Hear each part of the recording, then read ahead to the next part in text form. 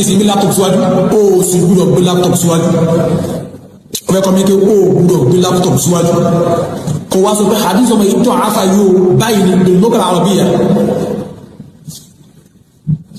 tó bá ní bùkátà sí pé wá fẹ́ lu tíra pé bóyá o fẹ́ ka hadith kẹjá ní ká lè bìlífù rẹ̀ o wá lè ṣí tíra gbà náà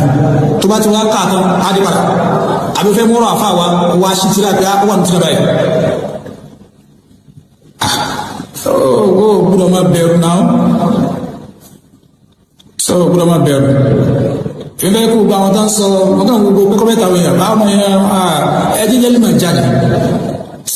tó bá yá pé ọmọ yẹn tó bá já sí pé lóòótọ́ òsì máa sára kàtí mo dúró tìrìtì rí kí wọ́n tìrìtì rẹ̀ yanjú ẹ sọ fún yẹn lẹ́mọ̀ yẹn pé ló péjì kó jáde sí péjì mo sẹ́jì kó jáde síbẹ̀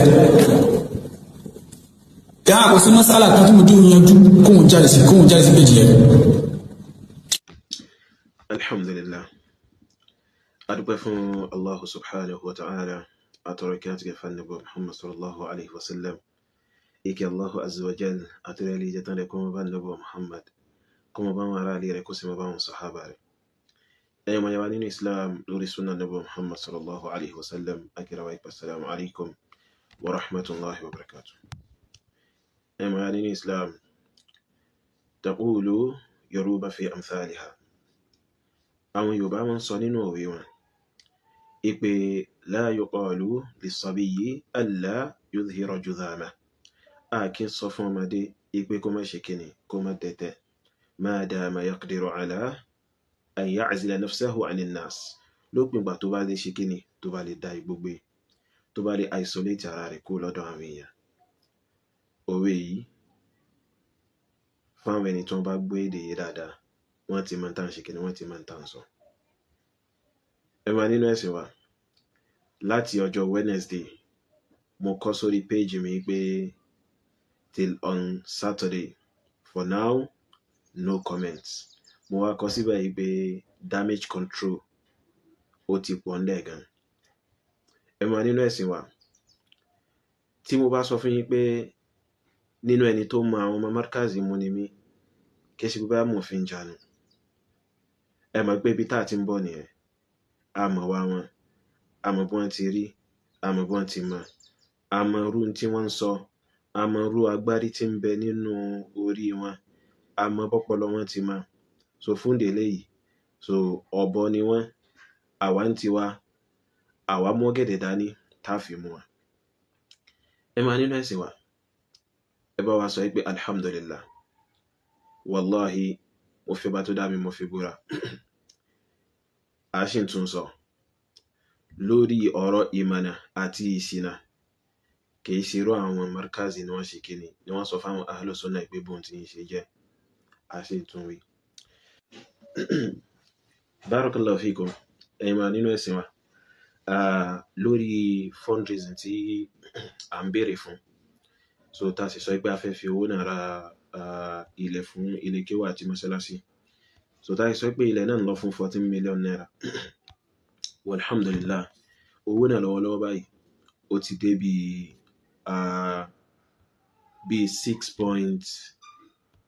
6.8 million naira bẹ́ẹ̀ni 6.8 million naira báyìí tó ń túmọ̀ sí pé tó kù wájú wa ó kù bí 7.2 million naira so àdó mò ń wò yí pé àtàlọ́bẹ̀ ẹ̀dá bá ṣe rọrùn fún wa tó náà tètè wọ iye yìí so pẹ̀lú àwọn ọmọ ìyá kọ̀ọ̀kan tí wọ́n ṣe àdéhùn fún wa ipá àwọn ó ṣe nǹkan kan fún wa so tí wọ́n bá tètè ṣe fún wa oye torí à ń retí wọn tí wọ́n bá tètè ṣe fún wa so mò ń wò pé a kó owó yìí a lọ fi deposit fún so ilẹ̀ náà oye so nítorí kí a lè bá fi secure rẹ̀ so a dẹ̀ tẹ̀síwájú nípa ìmọ̀ gbowó yìí láti fi ṣe kíni láti fi balance up so adé alábẹ́ ẹ̀dá kó má ṣàṣàn gbẹ̀yìn tẹ́ ti bá wa dá sí kó má ṣàṣàn ilẹ̀ sàn lórí wallahi ìgbìyànjú tó tóbi òun lẹ́ ṣe fún wa so ẹ̀san yín sì rè ọ̀dọ̀ alábẹ́ ẹ̀dá ló wà àmọ́ àní dúró náà ni so a sì bùkátà sí kẹ́ bá wa ṣe kíni kẹ́ bá wa dá sí so àkáǹtì wa 0045790267 Unity Bank Shehu Ahmed Yusuf jazakumullahu khaira wa barakallahu fikum. Now lórí àwọn point tí mo fẹ́ tafàlé láàrin bí ọjọ́ mẹ́rin tí mi ò fi dá ọmọ yẹn lóhùn ní ìgbà tí mo ti sọ ohun tí mo fẹ́ sọ tó sì ti gba àwọn nǹkan tí mo sọ wọlé at that moment in bùkátà sí èyíkéyìí kọ́mẹ́ǹtì kankan náà. So àmọ́ ọmọ náà ń jẹ àpòrò kó tó di pé ó rí ikú kó tó di pé ó rí ikú ń ti ń jà àpòrò lẹ̀ láàrin ọjọ́ mẹ́rin yẹn. So oríranran nǹkan làwọn ọmọ ìyá ṣẹ̀ sí mi so nínú post ẹ̀ àmọ́ gẹ́gẹ́ bí èmi Yelmi Yusuf so mo máa ń wà strict sí principle mi gan, àwọn èèyàn sì mọ̀ mí pẹ̀lú nǹkan yẹn. So tí mo bá sọ pé báyìí ibi tí mo ń lọ nìyẹn, mo ní ìní make comment kankan àfi tó bá di ọjọ́ Saturday. So bí mo sì ṣe bẹ́ẹ̀, mo ṣe abide by in tí mo sọ kó lè bá mọ̀ wá dáadáa, kó lè bá mọ̀rọ̀ àwọn ẹni tó ń díìlì pẹ̀lú ní ìwọ ọmọ yìí. Oye now àwọn jákujàku kan tọ́mọ náà wá ṣe gẹ́gẹ́ bá ti gbọ́ nínú fídíò rẹ̀ yìí, eléyìí wọ́n gé fún mi ní ṣé alẹ́ àná ni àbí gbà ó. So wọ́n ní sọ bẹ́ẹ̀ ipe debate yìí ipe kémi máa bọ̀ wá sí neutral ground. Kí wá ní neutral ground tí ó sọ pé kémi máa bọ̀ wá sí? Òun náà ní péjì kan tí ò dé 4k followers, tí ò ní 4,000 followers. Oye tó jẹ́ kan nínú àwọn péjì àwọn ọ̀tá sunna, ọ̀tá Islam, ọmọlẹ́yìn Habibullahi Adam Abdullahi Al-Ilori. Péjì tí wọ́n ti ń propagate Habibu, tí wọ́n ti ń propagate Abdulrazak Abdulaziz Ìṣọ̀lá Ìkòròdú àti àwọn jákujàku wọn tí wọ́n máa ń ṣe kíni tí wọ́n máa ń sọ káàkiri. So gbogbo ẹni tó bá rí ọkọ̀ péjì yẹn yóò ti mọ̀ pé eléyìí ò lè ever jẹ́ neutral ground. So péjì yìí ká lè mọ̀ pé kì í ṣe neutral ground. So èmi tí mo fẹ́ wá tó sọ fún mi pé neutral ground ní péjì ipe kémi máa bọ̀ wá síbẹ̀ yẹn lẹ́yìn ìgbà tí mo ti sọ ibi tá ti ṣe debate fún ẹ. Oye tó sì sọ̀rọ̀ lọ́jọ́ àkọ́kọ́, lọ́jọ́ kejì, lọ́jọ́ kẹta tó wá fi di bí àárọ̀ àná tó ń ṣẹ̀ṣẹ̀ wá ń sọ pé ibi báyìí ni debate ó ti ṣẹlẹ̀. So àwọn ọlọ́gbọ́n, àwọn tí wọ́n dá nǹkan mọ̀, àtà àwọn ẹni tí ọpọlọ díẹ̀ sì kù lórí wọn nínú àwọn ẹni tí wọ́n ń tẹ̀lé Mudiru, wọ́n ti rí ìwọ ọmọ yìí psychologically pé ìwọ yìí ò fọ́. So ẹnu lásán. So bí Markazi sì ṣe rí nìyẹn. Markazi àwọn ọmọ wọn àtàwọn àfá wọn lè sọ fún yín pé sánmà, wọ́n lè sọ fún yín pé àwọn lè fi ẹnu ré sánmà bọ̀ wá sílẹ̀, àwọn sì lè fi ẹnu dá ilẹ̀ padà sí sánmà. Oye wọ́n ti rí nù. Oye báyìí. So now neutral ground tó wá sọ yìí, so wọ́n wá ń pè mí ní olórí burúkú ń bẹ̀ ipe àwọn ọmọ expect sheikh olórí burúkú ọmọ. So kí ni mo fi jẹ́ olórí burúkú ọmọ? Nítorí pé mo ní Habibu ó ṣe kíni, ó tọwọ́ bọ ìjọmọlúwàbí Ànábì wa sallallahu alaihi wasallam. Habibu bọ́ Ànábì wa pẹ̀lú àṣìgbọ́yì rẹ̀ tó ṣe hadith gbọ́yì. So ṣe n tẹ́yàn fi ń jẹ́ olórí burúkú nìyẹn. So now ẹ máa nínú ẹ̀sìn wa ọmọ yìí, so almost going to kí n sọ pé over 10 conditions lòun nìkan kó kalẹ̀. So ní ìgbà àkọ́kọ́ kó tó di pé mo sọ pé ní make comment kankan àyàfi ọjọ́ Sátidé, ó ti kó bí àwọn condition 5 kan kalẹ̀. So àkọ́kọ́ ó sọ pé àsọ Lárúbáwá àní àgbà wọlé, eléyìí ṣe problem wa wallahi alazim. So ẹlẹ́ẹ̀kejì ó sọ pé òun ò fẹ́ ká gbọ́, òun ò fẹ́ gbọ́ kọ́lá sheikh, that is òun ò fẹ́ gbọ́ ká sọ pé àfà lágbájá sọ. Oye so mo sọ fún pé èmi ò lo tírà tí Sheikh Adamu kọ tí wọ́n ń pè ní kọ́lá sheikh alágbọ́. So ẹlẹ́ẹ̀kẹta ó ní tí a bá wá win níbi debate yìí ipe òun announce pé Mudirul Markazi ẹni ànú ni ẹni ìsìnà ni kò sí lójú ọ̀nà, bẹ́ẹ̀ dẹ̀ ni aláìmọ̀kan ni aláàtiwọ́. Ó tún ṣe fídíò míì lẹ́yìn ìgbà náà, ó tún mú bí májẹ̀mú méjì kalẹ̀ ń bẹ̀. Ó ní debate yóò á ṣe láláì ní wonú tírà kankan, láláì ní wo ìwé kankan, mo ní àti gbọ́. Oye báyìí. So ó tún sọ pé debate yóò oye tá fẹ́ ṣe yóò so ó ṣàsọ májẹ̀mú kan tó fi ṣe kíni tó fi jẹ́ 5 tó fi padà jẹ́ 5. Oye now so ní àná so wọ́n gé post kan tọ́mọ náà post wọ́n gé pẹ̀lú mi ó yé báyìí wọ́n ṣe kí ni wọ́n gé pẹ̀lú mi tó ka àwọn conditions mi síbẹ̀ so ó yé so wọ́n gé pẹ̀lú mi wọ́n lọ́mọ náà sọ pé send your Zoom account when you are ready so èyí kọ́ ni àjọsọ wa so ó wá ní rules and regulations guiding the debate ó ní eléyìí ní àwọn condition tí ó máa guide the debate yìí àkọ́kọ́ náà the debate is mainly in Arabic language throughout so eléyìí so àti kà sínú so àwọn májẹ̀mú márùn tó ṣe kíni tó pè kalẹ̀ tẹ́lẹ̀ ó sọ pé the time for the debate is 1 hour májẹ̀mú ẹlẹ́ẹ̀kẹfà nìyẹn so májẹ̀mú ẹlẹ́ẹ̀keje ó ní 10 minutes would be given to each debater on each of the topic to be discussed so ó di májẹ̀mú mélòó ó di májẹ̀mú ẹlẹ́ẹ̀keje so májẹ̀mú ẹlẹ́ẹ̀kẹjọ òun ni pé proof or evidence should be strictly displayed without use of abusive words ó di májẹ̀mú ẹlẹ́ẹ̀kẹjọ ẹlẹ́ẹ̀kẹsàn no debater would be allowed to interrupt while the other is speaking ó di ẹlẹ́ẹ̀kẹsàn ẹlẹ́ẹ̀kẹwàá each debater should go straight to the point without much preamble before discussing his main point ó di ẹlẹ́ẹ̀kẹwàá ẹlẹ́ẹ̀kọkànlá respect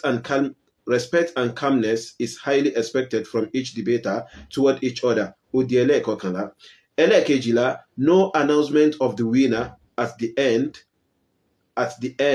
of the debate ó di ẹlẹ́ẹ̀kejìlá ọmọ yìí nìkan kó condition méjìlá kalẹ̀ ẹ wo nǹkan condition kí ni méjìlá èmi Elma Yusuf ò wá mú condition kan kalẹ̀ báyìí ẹ mọ̀ ìdí ni pé ṣára àwọn condition tọmọ yẹn mú kalẹ̀ tí mo gbà wọlé yùn mo fẹ́ fa ọmọ yùn wá ni so mo mọ̀ yí pé wọ́n ń pe àwọn condition yùn fún ni gbogbo tí ń sọ wọ́n ń pè fún ni pé sọ báyìí so bóyá yóò tẹ̀tún yẹrí yóò tún ṣe kíní mo mọ̀ọ́mọ̀ gbà ní kó lè bá wá àmọ́ máa dúpẹ́ pé o wá nítorí sórí n tó fẹ́ achieve pẹ̀lú gbogbo àwọn jágbàjàgbà agbájá òṣìrẹ́ yìí oye ìgbà yún ló tó mọ ìtumọ̀ òwe tí mo pa fún ọ ní èdè Lárúbáwá lọ́jọ́ sí pé himaruka yatlubu qarnayn ẹṣin rẹ̀ ń wá ìwo méjì oye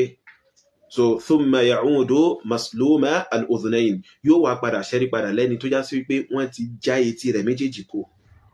so wọ́n máa ń pòwe èyí fún ẹnikẹ́ni tó bá já sí wípé ó fẹ́ achieve in tí ò ní agbára àti achieve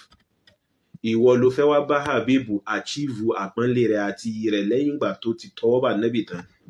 ò bá di sórí ìhàn tó fẹ́ hàn yun àná ló bá wọlé dó báyìí náà àwọn èèyàn ti rí so wallahi àwọn èèyàn rí clearly pé ìwọ yìí so ọmọdé ni ọ́ óyé so àwọn àgbàgbà rẹ̀ à ń sọ pé wọ́n họ so àwọn èèyàn ti gbogbo ṣe ń ṣe yun oye àwọn èèyàn ti conclude wípé eléyìí tí kàn ṣe báyìí káàkiri oye báyìí so torí ẹ̀ làwa ṣe rọra ṣe kíni làwa ṣe rọra tẹ̀ díẹ̀ so àmọ́ bá ti mẹ́rin ọmọ Markazi so ó rí pé ká tó ṣe dìbẹ́ ó rí pé kí àná tó wáyé gan àwọn èèyàn ti ń conclude wípé ṣé ọmọ Tọ́lá yìí ṣé eléyìí tẹ́ ń sọ yìí kìnnìkan yìí emmanuel wa so ní àdáyẹrí ọmọ náà òun nìkan mú condition méjìlá kalẹ̀ 12 conditions oye méjìlá kalẹ̀ oye so àmọ́ kọ́mọ yìí wá ṣe dìbéètì lórí platform wa wallahi iṣẹ́ ìṣeré mo fi ọba tó dá mi mo fi búra Sheikh Suleiman aláṣẹyẹ yẹn kẹ́lọ́ bẹ́ẹ̀ dàmẹ́ṣà ṣe dáadáa fún wọn oye àwọn gẹ́gẹ́ fúnra lára wọn dìídì sọ fún mi ní pé ustaz tẹ́ni yìí ó bá wá so tí ọmọ yìí ó bá wá oye so a gbọ́dọ̀ ṣe déédé pẹ̀lú ẹ̀ wallahi wọ́n dìídì sọ bẹ́ẹ̀ fún mi oye so àmọ́ ńgbà tí ò wá show up